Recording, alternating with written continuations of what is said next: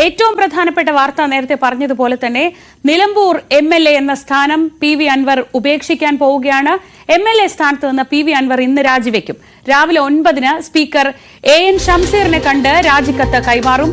തൃണമൂൽ കോൺഗ്രസിന്റെ സംസ്ഥാന കോർഡിനേറ്ററായി അൻവറിനെ നിയമിച്ചിരുന്നു. പാർട്ടിയുടെ സംസ്ഥാന നേതൃത്വത്തിലേക്ക് വൈകാതെ അൻവർ എത്തും. ഇതോടെ കൂറുമാറ്റ നിരോധന നിയമപ്രകാരം നിയമസഭാംഗത്വത്തിലും അൻവറിന് അയോഗ്യത നേരിടേണ്ടി വരും. PV അരുണും CV അനുമോദും വിവരങ്ങളുമായി തിരുവനന്തപുരത്തു നിന്നും മലപ്പുറത്തു നിന്നും ചേരുന്നുണ്ട്. ആദ്യം അരുണിലേക്ക്. Arun, good morning. MLA സ്ഥാനം രാജിവെച്ചുകൊണ്ട് ഒരു റിസ്ക് എടുക്കാൻ അൻവർ തയ്യാറാകുമോ എന്നൊരു ആശങ്ക നമ്മൾ തുടക്കത്തിൽ പങ്കുവച്ചിരുന്നു. പക്ഷേ തൃണമൂൽ കോൺഗ്രസിന്റെ ഒരു സംസ്ഥാന നേതൃത്വത്തിലേക്ക് വരികയാണെങ്കിൽ കൂറുമാറ്റ നിരോധന നിയമപ്രകാരം സ്വാഭാവികമായും അയോഗ്യത വരും. ഇത് മുൻകൂട്ടി കണ്ടുകൊണ്ടാണോ അൻവറിന്റെ ഇപ്പോഴത്തെ ഈ രാജി? എന്താണ് അൻവറിന്റെ ഇന്നത്തെ പ്ലാൻ? ശ്രീജ, അത്തരമൊരു റിസ്ക് എടുക്കാൻ, അത്തരമൊരു വെല്ലുവിളി ഏറ്റെടുക്കാൻ അൻവർ നിർബന്ധിതനാകുന്നു എന്ന് വേണം കരുതാൻ. കാരണം രണ്ട് കാര്യങ്ങളുണ്ട് അതിന്. ഒന്ന്, അൻവർ തൃണമൂലിൻ്റെ സംസ്ഥാന കോർഡിനേറ്റർ ഒരു രാഷ്ട്രീയ അംഗത്വമോ പദവിയോ അല്ലെന്ന് പറഞ്ഞു നിൽക്കാൻ അൻവറിന് കഴിഞ്ഞേക്കാം. പക്ഷേ അതിനപ്പുറത്തേക്ക് അൻവർ തൃണമൂൽ കോൺഗ്രസിൽ അംഗത്വം എടുക്കും അല്ലെങ്കിൽ എടുത്തിരിക്കുന്നു എന്ന് വേണം ലഭിക്കുന്ന സൂചനകൾ. മറ്റൊന്ന്, അൻവറിനോട് തൃണമൂൽ കോൺഗ്രസ് നേതൃത്വം മമതാ ബാനർജി തന്നെ ഉപതെരഞ്ഞെടുപ്പിൽ മത്സരിക്കാൻ, അതായത് MLA സ്ഥാനം രാജിവെച്ച് ഉപതെരഞ്ഞെടുപ്പിൽ മത്സരിക്കാൻ നിർദ്ദേശം നൽകിയെന്ന സൂചനകളും പുറത്തു വരുന്നുണ്ട്. അതുകൊണ്ട് തന്നെ അൻവർ നിർബന്ധിതനായി തീരുകയാണ് MLA സ്ഥാനം രാജിവെക്കാൻ. അൻവറിനെതിരെ അൻവർ ഒരു ഔദ്യോഗിക പദവിയിൽ എത്തിയാലുമില്ലെങ്കിലും അൻവറിന്റെ വൈകാതെ സ്പീക്കർക്ക് പരാതി ലഭിക്കും. അത്തരം നീക്കങ്ങൾ CPM നടത്തുന്നതായ വിവരങ്ങളുണ്ട്. അങ്ങനെയെങ്കിൽ അൻവറിനെതിരെ അന്വേഷണമുണ്ടാകും. അത് കൂറുമാറ്റ നിരോധന നിയമത്തിന്റെ അടിസ്ഥാനത്തിൽ അൻവറിനെതിരെ അന്വേഷണത്തിന് സ്പീക്കർ തയ്യാറായിരിക്കും. നിയമസഭയുടെ പ്രിവിലേജ് കമ്മിറ്റിയാകും അത്തരം കാര്യങ്ങൾ അന്വേഷിക്കേണ്ടത്. അങ്ങനെ വന്നാൽ സ്വാഭാവികമായും ഈ സഭയുടെ കാലാവധി കഴിയുന്നതിന് മുമ്പ് തന്നെ അൻവറിനെതിരെ അയോഗ്യതാ നടപടികളിലേക്ക് നിയമസഭ കടക്കാനുള്ള സാധ്യത തള്ളിക്കളയാനാകില്ല. രാഷ്ട്രീയ തീരുമാനം കൂടി ആണ് അതെന്നത് വ്യക്തമാണ്. അതുകൊണ്ട് തന്നെയാണ് ആ ഒരു അപകടം കൂടി തിരിച്ചറിഞ്ഞുകൊണ്ടാണ് അൻവർ ഇപ്പോൾ രാജിക്ക് ഒരുങ്ങുന്നതെന്നാണ് ലഭിക്കുന്ന വളരെ വ്യക്തമായ വിവരം. രാവിലെ 9 മണിക്ക് സ്പീക്കർ AN ഷംസീറിനെ കാണാൻ അൻവർ സമയം തേടിയിട്ടുണ്ട്. അത് രാജിക്കത്ത് കൈമാറാൻ എന്ന് തന്നെയാണ് വിശ്വസിക്കുന്നത്. അതിനുശേഷം 9:30 മാധ്യമങ്ങളെയും അദ്ദേഹം തിരുവനന്തപുരത്ത് കാണും. അദ്ദേഹം ഇന്നലെ തന്നെ വളരെ പ്രധാനപ്പെട്ട ഒരു കാര്യം പറയാനുണ്ട് എന്ന ആമുഖത്തോടു കൂടിയാണ് ആദ്യം ഒരു ഫേസ്ബുക്ക് കുറിപ്പിട്ടത്. അതിനു മുമ്പ് ന്യൂസ് 18 വാർത്ത പുറത്തുവിടുന്നു. അതിനുശേഷം അദ്ദേഹം രാത്രിയോടുകൂടി MLA സ്ഥാനം രാജിവെക്കുമെന്ന തരത്തിലുള്ള അദ്ദേഹം ഇന്ന് സ്പീക്കറെ കാണുന്ന തരത്തിലുള്ള ഒരു ഫേസ്ബുക്ക് കുറിപ്പ് കൂടി പുറത്തുവിട്ടിട്ടുണ്ട്. രാജിയിലേക്ക് തന്നെയാണ് അൻവറിന്റെ നീക്കമെന്ന് ഏറെക്കുറെ ഉറപ്പിക്കാം. ശരി, അനുമോദ് കൂടി ചേരുന്നുണ്ട് മലപ്പുറത്ത് നിന്ന്. Anumod, good morning. എന്തായാലും അനുമോദിന് ഇനി കുറച്ച് ദിവസത്തേക്ക് നല്ല പണിയാവുമെന്ന് ഉറപ്പാണ്. കാരണം ഒരു ഉപതെരഞ്ഞെടുപ്പിന് മലപ്പുറത്ത് നിലമ്പൂരിൽ കളം ഒരുങ്ങുമ്പോൾ സ്വാഭാവികമായും നിലമ്പൂരിന്റെ രാഷ്ട്രീയ സ്വഭാവം വെച്ച് വളരെ കോംപ്ലക്സ് ആണ് കാര്യങ്ങൾ. കാരണം ഒരു UDF പ്രവേശനം ആഗ്രഹിച്ചിരുന്നു അൻവർ. പക്ഷേ തൃണമൂലിൽ ചേർന്നാൽ തൃണമൂലിനെ മുന്നണിയിലെടുക്കാൻ എന്തായാലും കോൺഗ്രസിന് താല്പര്യവുമില്ല. സ്വാഭാവികമായും നിലമ്പൂരിൽ ആര്യാടൻ ഷൗക്കത്തിന്റെ നേതൃത്വത്തിലുള്ള ഒരു കോൺഗ്രസ് ക്യാമ്പിന് അൻവറിനോട് താല്പര്യമേ ഇല്ല. അങ്ങനെ എല്ലാം കൊണ്ടും വളരെ വളരെ സങ്കീർണമായ ഒരു അവസ്ഥയിലേക്കാണ് ഇപ്പോൾ PV അൻവറിന്റെ രാജി കൂടി വരുന്നത്.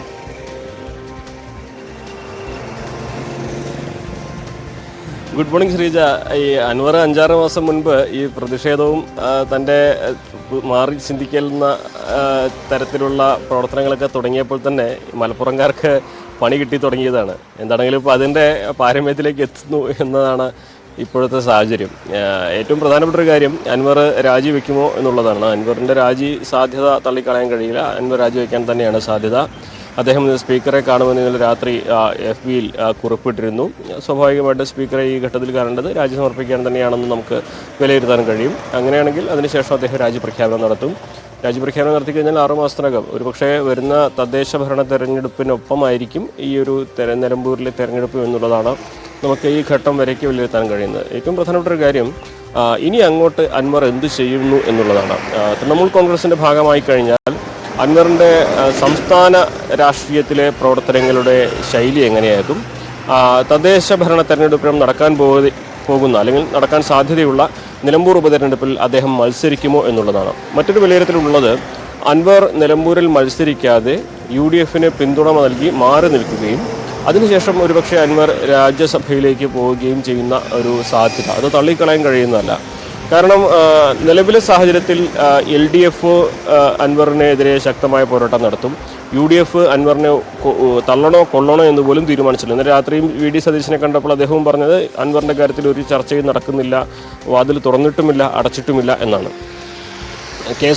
KM മുരളീധരനാണെങ്കിൽ തൃണമൂൽ കോൺഗ്രസിൻ്റെ കൂടെയുള്ള ആരെയും വേണ്ട എന്ന കടുത്ത നിലപാട് പ്രഖ്യാപിക്കുകയും ചെയ്തിട്ടുണ്ട്. ചെന്നിത്തലയാണെങ്കിൽ പിന്നീട് ചർച്ച നടക്കട്ടെ, അതൊന്നും ഇപ്പോൾ ആലോചിക്കേണ്ട എന്ന നിലപാടാണ്. സുധാകരനാണെങ്കിൽ അൻവറിനോട് താല്പര്യമുണ്ടെങ്കിലും ഇത്രയും മാറിയ രാഷ്ട്രീയ സാഹചര്യത്തിൽ തൃണമൂൽ കോൺഗ്രസിൻ്റെ ഭാഗമായിട്ട് അൻവർ കൂടെ നിൽക്കുമ്പോൾ എങ്ങനെ മുന്നണിയുടെ ഭാഗമാക്കുന്ന ചോദ്യം ഉയരുന്നുണ്ട്. അപ്പോൾ UDF അവിടെ മത്സരിക്കും എന്ന കാര്യത്തിൽ തർക്കമൊന്നുമില്ല. പക്ഷേ UDFൻ്റെ പിന്തുണ അൻവറിന് ലഭിച്ചില്ലെങ്കിൽ സ്വാഭാവികമായിട്ട് അൻവറിന് അവിടെ ജയിക്കാൻ കഴിയുന്നത് വലിയ പ്രയാസമുള്ള കാര്യം തന്നെയാകും. അങ്ങനെയാണെങ്കിൽ LDFൻ്റെയും UDFൻ്റെയും NDAയുടെയും സ്ഥാനാർത്ഥികൾക്കൊപ്പം ഒരു സ്വതന്ത്ര സ്ഥാനാർത്ഥിയായിട്ട് അൻവർ മത്സരിക്കേണ്ട അവസ്ഥ വരും. അത് അൻവറിന് എത്രമാത്രം അവിടെ ജയിക്കാനുള്ള സാഹചര്യം ഒരുക്കുമെന്നുള്ളത് ഈ ഘട്ടത്തിൽ നമുക്ക് ഒരിക്കലും പ്രവചിക്കാനാകുന്നില്ല. പിന്നെ അൻവറിന് ചെയ്യാൻ കഴിയുന്ന കാര്യം രാഷ്ട്രീയമായിട്ട് ഒരു തന്ത്രം എടുക്കുക എന്നുള്ളതാണ്. ഇലക്ഷൻ മത്സരിക്കാതെ UDFനെ പിന്തുണയ്ക്കുക, UDFൻ്റെ സ്ഥാനാർത്ഥി ആരായാലും അവർക്കുള്ള പിന്തുണ അൻവർ പ്രഖ്യാപിക്കുക. അങ്ങനെയാണെങ്കിൽ UDFന് അൻവറിനെ തള്ളിക്കളയാൻ കഴിയാത്തൊരു സാഹചര്യം വരും, പുറത്തുനിന്ന് സഹകരിപ്പിക്കാൻ കഴിയുന്നൊരവസ്ഥ വരും. ഒപ്പം തന്നെ അൻവറിനെ സംബന്ധിച്ച് തൃണമൂലിൻ്റെ ഭാഗമായി നിൽക്കുമ്പോൾ രാജ്യസഭയിലേക്കുള്ള ഒരു വാഗ്ദാനം ലഭിക്കുകയാണെങ്കിൽ അതും അദ്ദേഹത്തിന് രാഷ്ട്രീയമായിട്ട് മുന്നോട്ട് പോകാനുള്ള ഊർജ്ജമാകും. അതോടൊപ്പം തന്നെ അദ്ദേഹത്തിന് കേരളത്തിലെ പ്രവർത്തനങ്ങൾക്ക് ഈ രാജ്യസഭാംഗത്വവും UDFനൊപ്പമുള്ള സഹകരണവും വെച്ച് മുന്നോട്ട് പോകാൻ കഴിയും. അങ്ങനെ അൻവറിന് മുമ്പിൽ അനവധി സാധ്യതകളാണ് ഉള്ളത്.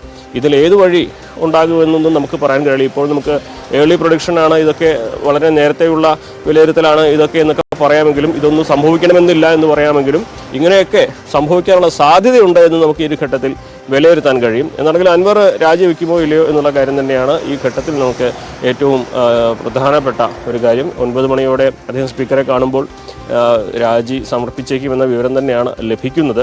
ഒരുപക്ഷെ ഇനി മാറ്റം വരുമ്പോൾ അവസാന നിമിഷം എന്നൊന്നും പറയാൻ കഴിയില്ല. സാധ്യത തന്നെ, കാരണം അയോഗ്യനായിട്ട് തെരഞ്ഞെടുപ്പിലൂടെ മത്സരിക്കാൻ കഴിയാതെ അദ്ദേഹത്തിന് വളരെ നന്നായി അറിയാവുന്നതുകൊണ്ട്, അല്ലെങ്കിൽ അൻവറിന്റെ രാഷ്ട്രീയ പ്രവർത്തനങ്ങളെ തൊട്ടടുത്ത് നിന്ന് നിരീക്ഷിക്കുന്നതുകൊണ്ടാണ് തോന്നുന്നു അനുമോദിന് ഇപ്പോഴും ഒരു ഉറപ്പ് വന്നിട്ടില്ല ഇന്ന് രാജി സമർപ്പിക്കാൻ തന്നെയാണ് ഈ 9 മണിക്ക് എത്തുന്നത്. പക്ഷേ നമുക്ക് കിട്ടുന്ന സൂചനകൾ അനുസരിച്ച് എന്തായാലും ഏതാണ്ട് അതൊരു രാജിയിലേക്ക് തന്നെയാണ് പോകുന്നത്. പക്ഷേ അനുമോദ് പറഞ്ഞു വെച്ചൊരു കാര്യമുണ്ട്.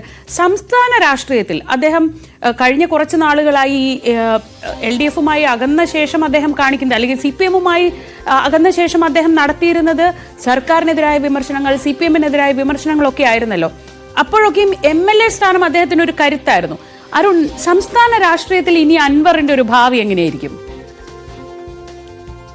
അൻവറിന്റെ നീക്കങ്ങൾ സംബന്ധിച്ച് അനുമോദിന് വ്യക്തതയില്ലാത്ത, അനുമോദിനെ കുറ്റം പറയാൻ കഴിയില്ല. പലപ്പോഴും അൻവറിന്റെ നീക്കങ്ങൾ അദ്ദേഹത്തിന് പോലും എങ്ങോട്ട് എന്ന ചോദ്യം അദ്ദേഹത്തിന് പോലും പലപ്പോഴും സ്വയം ചോദിച്ചിട്ടുണ്ടാകും. കാരണം CPM നിൽക്കുമ്പോൾ തന്നെ കോൺഗ്രസുമായി ചർച്ച നടത്തുന്നു, മുസ്ലിം ലീഗുമായി ചർച്ച നടത്തുന്നു, പിന്നീട് DMK എന്നൊരു പാർട്ടി ഉണ്ടാക്കുന്നു, സ്റ്റാലിൻ്റെ പാർട്ടി നേതാക്കളെ പ്രമുഖരെ ചെന്നൈയിൽ പോയി കാണുന്നു. അങ്ങനെ എങ്ങോട്ട് വേണമെങ്കിലും തിരിയാൻ പറ്റുന്ന ഒരു വളവിലാണ് PV അൻവർ നിന്നത്, ഇപ്പോഴും നിൽക്കുന്നു. അങ്ങനെയെന്ന് പറയാൻ കഴിയും. അതിലിപ്പോൾ തൃണമൂൽ കോൺഗ്രസിലേക്ക് അദ്ദേഹം എത്തുന്നു. അവിടെ നിന്ന് അൻവറിനെ ഒരുപക്ഷെ തൃണമൂൽ കോൺഗ്രസിൻ്റെ സംസ്ഥാനത്തെ പ്രസിഡന്റ് അടക്കമുള്ള പദവികളിലേക്ക് എത്താം. തൃണമൂൽ കോൺഗ്രസിൻ്റെ സംസ്ഥാന പ്രസിഡന്റ് എന്ന പദവി PV അൻവറിന് കേരള രാഷ്ട്രീയത്തോളം സ്വീകാര്യത നേടിക്കൊടുക്കും. എത്രത്തോളം അദ്ദേഹത്തിന് കേരള രാഷ്ട്രീയത്തിൽ ഇടപെടാൻ കഴിയുമെന്നതൊക്കെ വലിയ ചോദ്യമാണ്. DMKക്കും സംസ്ഥാന അധ്യക്ഷനും സംസ്ഥാന പാർട്ടിയുമൊക്കെയുള്ള നാടാണ് കേരളം. പല പാർട്ടികൾക്കും, പല ദേശീയ പാർട്ടികൾക്കും പേരിന് സംസ്ഥാനത്തും നേതാക്കളുള്ള പാർട്ടിയാണ് കേരളം. അതുകൊണ്ട് തന്നെ അത്തരമൊരു പാർട്ടിയായ അൻവറിൻ്റെ തൃണമൂൽ പ്രവേശം ഒതുങ്ങുപോകുന്ന സ്വാഭാവിക സംശയങ്ങളൊക്കെ കേരള രാഷ്ട്രീയത്തിൽ ഉയർന്നു വരാം.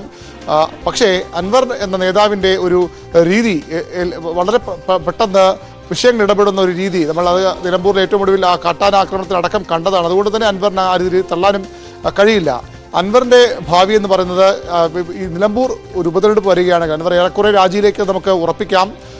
അങ്ങനെയെങ്കിൽ ഒരു നിലമ്പൂർ ഉപതെരഞ്ഞെടുപ്പ് ഉണ്ടാകുമോ എന്ന് കൂടി നമ്മൾ ആദ്യം നോക്കേണ്ടതാണ്. കാരണം 1.25 വർഷമാണ് ഇനി ഈ നിയമസഭയുടെ കാലാവധി അവസാനിക്കാനുള്ളത്. അതിൽ തന്നെ 6 മാസം കഴിയുമ്പോൾ അടുത്ത മെയ്ക്ക് ഒരു 6 മാസം മുമ്പെങ്കിലും ചിലപ്പോൾ ഒരുപക്ഷെ വിജ്ഞാപനം വന്നേക്കാം. തെരഞ്ഞെടുപ്പ് നേരത്തേക്ക് നടത്താൻ കേന്ദ്ര സർക്കാർ തീരുമാനമെടുത്താൽ. തോമസ് ചാണ്ടി മരിച്ച ശേഷം കുട്ടനാട് സീറ്റ് മാസങ്ങളോളം ഒഴിഞ്ഞുകിടന്നു. കഴിഞ്ഞ സർക്കാരിൻ്റെ അവസാന കാലത്ത് കുട്ടനാട് തെരഞ്ഞെടുപ്പിലേക്ക് പോകുമ്പോൾ അവിടെ MLA ഇല്ലായിരുന്നു. ഒരു ഉപതെരഞ്ഞെടുപ്പിന് കേന്ദ്ര തെരഞ്ഞെടുപ്പ് കമ്മീഷൻ തയ്യാറായില്ല. അങ്ങനെ ഒരു സാധ്യത കൂടി മുന്നിലുണ്ട്. അപ്പോഴാണ് അനുമോദ് സൂചിപ്പിക്കുന്ന ഈ ഒരു രാജ്യസഭാ പ്രവേശനമെന്ന മമതാ ബാനർജിയുടെ പാർട്ടിയിൽ തൃണമൂൽ കോൺഗ്രസിലെ അംഗമായ രാജ്യസഭയിലേക്ക് എത്താനുള്ള സാധ്യത തള്ളിക്കളയാൻ ആകില്ല. ഏതായാലും അൻവറിനെ കേരള രാഷ്ട്രീയത്തിൽ നിൽക്കണമെങ്കിൽ ഒരുപക്ഷെ നിലമ്പൂരിൽ തന്നെ നിന്ന് ഒരു മത്സരം കാഴ്ചവെക്കണം. അല്ലെങ്കിൽ നിലമ്പൂരിൽ UDF പിന്തുണ പ്രഖ്യാപിച്ചത് എത്രത്തോളം അത് അൻവറിനെ ഉൾക്കൊള്ളും UDF എന്ന കാര്യത്തിൽ സംശയമുണ്ട്. ഏതായാലും അൻവറിൻ്റെ ദിവസങ്ങൾ വളരെ നിർണായകമാണ്. അൻവർ ഇന്ന് രാജിവെച്ചാലും രാജിവെച്ചില്ലെങ്കിലും ഒരുപക്ഷെ അദ്ദേഹത്തിന് അയോഗ്യത അടക്കം നടപടികളിലേക്ക് അദ്ദേഹം നേരിടേണ്ടി വരും. അത്തരമൊരു നീക്കം ഇടതുപക്ഷം പ്രത്യേകിച്ച് CPM നടത്തുമെന്ന് ഉറപ്പാണ്. അൻവറിൻ്റെ ഇന്നത്തെ 9 മണിയിലെ സ്പീക്കറുമായുള്ള കൂടിക്കാഴ്ച വളരെ പ്രധാനപ്പെട്ടതാണ്. അതിനുശേഷം അദ്ദേഹം നടത്തുന്ന വാർത്താ സമ്മേളനവും അതിനിർണായകമാണ്. UDF മൊത്തത്തിൽ അൻവറിനെ ഇപ്പോഴും ഉൾക്കൊള്ളാനായിട്ടില്ല. മുസ്ലിം ലീഗിന് താല്പര്യമുണ്ട്, രമേശ് ചെന്നിത്തലയ്ക്ക് ഒരു പരിധിവരെ താല്പര്യമുണ്ട്. കെ സുധാകരൻ എപ്പോഴും അൻവറിനെ സ്വീകരിക്കാൻ തയ്യാറെടുത്ത് നിൽക്കുന്ന നേതാവാണ്. കെ സുധാകരൻ്റെ മുൻ അനുയായി കൂടിയാണ് PV അൻവർ. പക്ഷേ പ്രതിപക്ഷ നേതാവ് VD സതീശൻ ഇപ്പോഴും അൻവറിനെ ഒരു പച്ചക്കൊടി കാട്ടുന്നില്ല. എന്തു പറഞ്ഞാലും VD സതീശൻ തന്നെയാണ് ഇപ്പോൾ സംസ്ഥാനത്തെ UDF നമ്പർ 1 നേതാവ്. അദ്ദേഹത്തിൻ്റെ നീക്കങ്ങൾ തന്നെയാകും ഏറ്റവും ശ്രദ്ധേയമാവുക. അതുകൊണ്ട് അൻവറിൻ്റെ ആ UDF ബന്ധം ഇപ്പോഴും തുലാസിലാണ്. പക്ഷേ തൃണമൂൽ കോൺഗ്രസ് എന്ന ദേശീയ രാഷ്ട്രീയ പാർട്ടിയുടെ ഭാഗമായി അൻവർ എത്തുമ്പോൾ അൻവറിന് അദ്ദേഹത്തിന് മുന്നിൽ പല സാധ്യതകൾ തുറന്ന് വരുന്നുണ്ട്. പക്ഷേ എങ്ങനെയാകും ആ നീക്കങ്ങളെന്ന് വരും മണിക്കൂറുകളിൽ നമുക്ക് വ്യക്തമാകും.